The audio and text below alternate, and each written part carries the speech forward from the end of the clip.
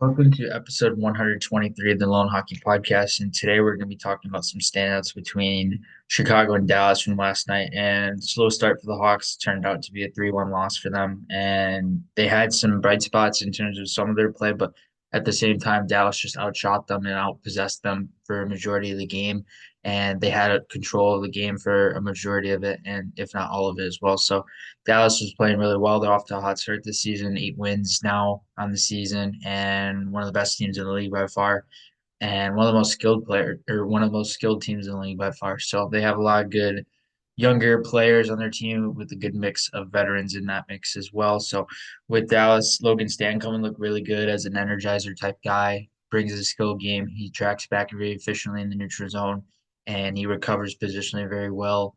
And in terms of his ability to track back and also be able to be involved in the rush, two very dynamic qualities of his, where he's able to use his play off the rush and attack off the rush with speed, with pace, and with purpose. So he's really good with the puck on his stick in transition and inside the O zone as a dual threat type player. Sam Steele, who's always been a guy that has stood out with his playmaking since junior hockey and climbing the ranks through the NHL thus far. And in terms of his bottom six style of play, yes, he's more of a checker, but he can use his playmaking vision when needed. And he did so yesterday. He had a multi-point game, a goal and an assist, 2 points and 4 shots. So he was offensively active in this game, and he showed bright spots throughout his play and throughout the various teams that he's played on this far. Jamie Benn is a guy who's always stood out to me when he plays Chicago because he's a guy that can contribute in and around the net. He can contribute defensively and he can contribute in transition and off the rush. And he's very active in those facets of the game.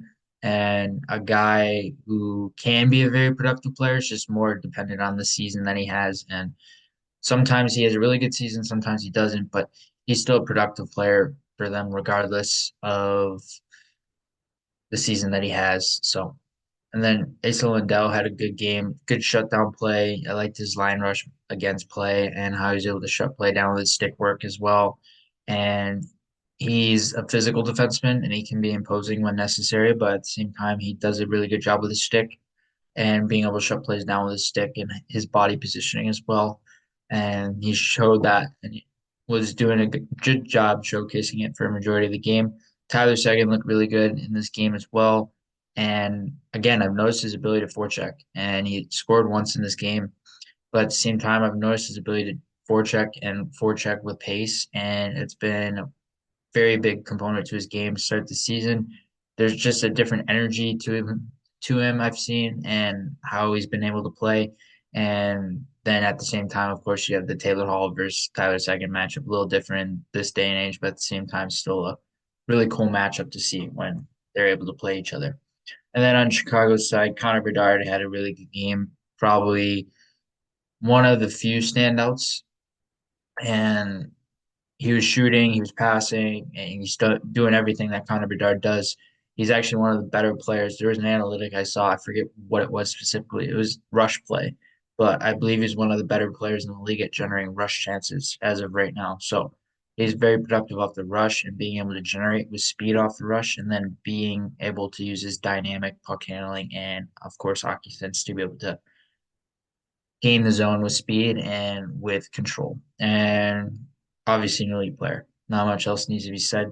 Tyler Bertuzzi had the lone goal in this game, and he was standing out in terms of forechecking, his ability to shut plays down defensively, his ability to shut plays down and line rush against and transition against scenarios, and a guy who can contribute defensively in many different facets of the game.